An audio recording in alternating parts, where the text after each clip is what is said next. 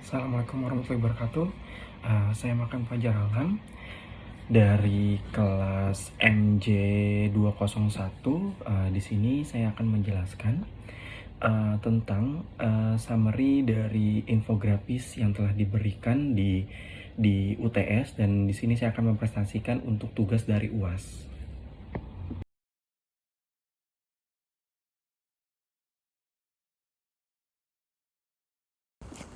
Oke, saya akan menjelaskan secara singkat bagaimana kondisi pasar modal di Indonesia berdasarkan infografis. Hasil summary saya berdasarkan infografis tersebut, pasar modal Indonesia ini menunjukkan pertumbuhan positif pada tahun 2022.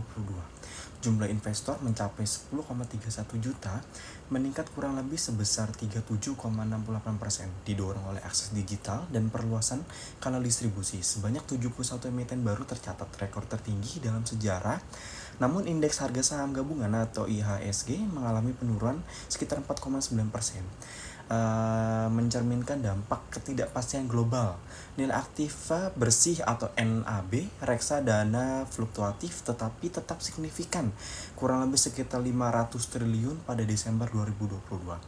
Hasil angka yang sangat bagus di tengah badai Covid yang sedang dihadapi oleh Indonesia. Oke, lalu untuk selanjutnya bagaimana kondisi perbankan di Indonesia berdasarkan infografis tersebut. Jadi menurut saya kondisi perbankan di Indonesia mengalami peningkatan sesuai dengan infografis tersebut, dengan rincian kurang lebih kredit perbankan itu tumbuh kurang lebih sekitar 11%, dengan nominalnya itu kurang lebih sekitar 6,3 triliun pada bulan November tahun 2022. Kredit restrukturisasi COVID-19 turun menjadi kurang lebih sekitar 500 triliun. Dana pihak ketiga atau DPK meningkat 8,70% menjadi 7,9 triliun, didominasi tabungan dengan deposito. Lalu untuk rasio kinerja NPL gross ini stabil di kisaran 2,6 sampai 2,7%. Lalu NIM atau net interest margin itu kurang lebih sekitar 4,70 sampai 4,77%. Lalu CAR atau capital adequacy ratio di atas 25%. Dan itu menunjukkan kecukupan modal yang sangat-sangat sehat.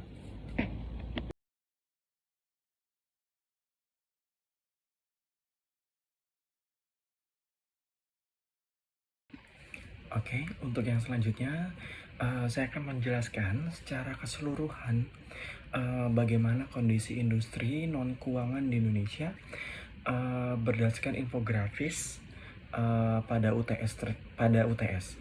Lalu di sini hasil summary saya itu asuransi RBC atau risk based capital, asuransi jiwa dan umum di atas threshold kurang lebih sekitar 479% dan 324% pada November 2022. Nah, pendapatan premi ini tumbuh kurang lebih sekitar 2,10%. Untuk pembiayaan giring rasio perusahaan, pembiayaan rendah kurang lebih sekitar 2 kali, jatuh di bawah batas maksimum. Outstanding piutang pembiayaan naik kurang lebih sekitar 12,96%. Untuk fintech P2P lending outstanding pembiayaan tumbuh kurang lebih sekitar 72%. Ini menunjukkan adopsi digital yang pesat. Untuk pertumbuhan industri lain, pendapatan premi ini naik menjadi 341 triliun. Untuk aset dana pensiun ini tumbuh menjadi 400 triliunan, naik kurang lebih sekitar 5%-an.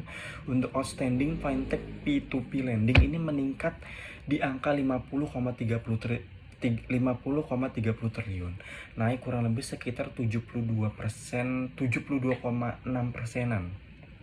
Untuk industri keuangan non-bank ini terus berkembang, khususnya sektor asuransi, pembiayaan, dan fintech lending, dengan didukung pengawasan dan regulasi dari OJK.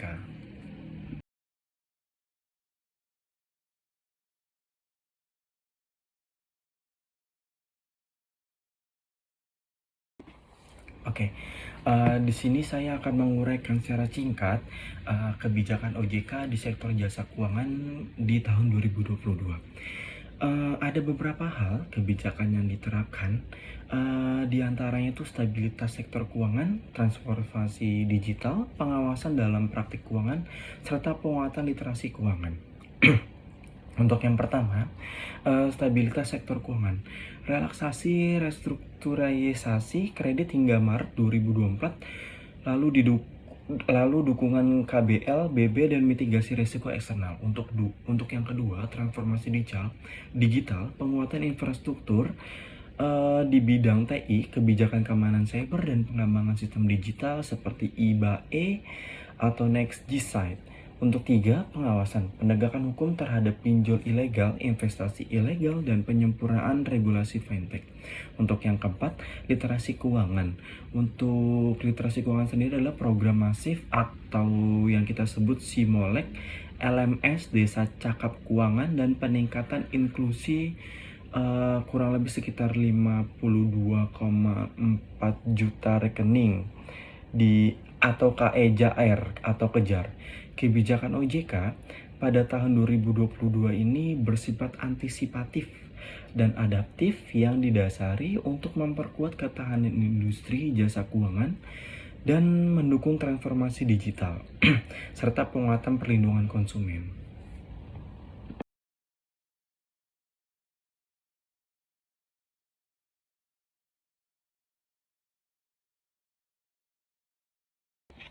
Oke, untuk yang selanjutnya, bagaimana program edukasi dan perlindungan konsumen di tahun 2022?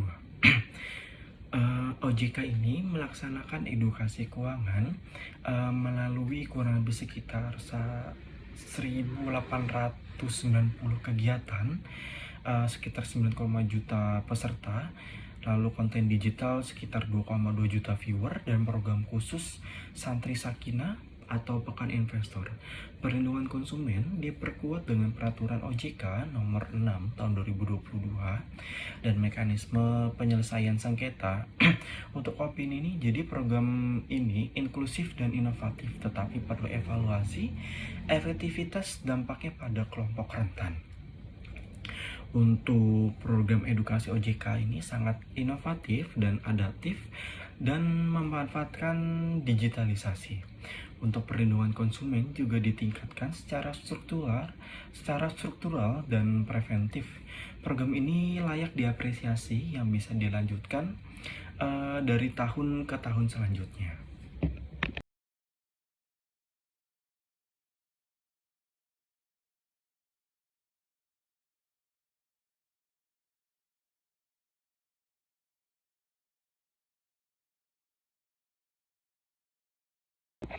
Oke, untuk selanjutnya bagaimana kebijakan OJK di sektor jasa keuangan di tahun 2022?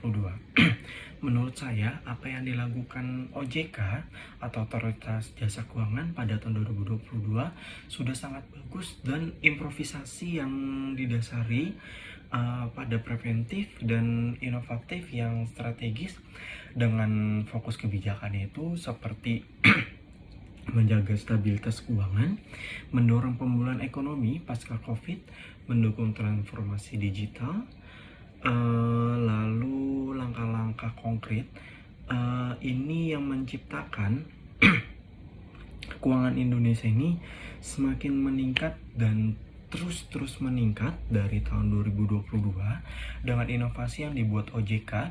Ini saya yakin kepercayaan masyarakat terhadap lembaga keuangan akan terus meningkat.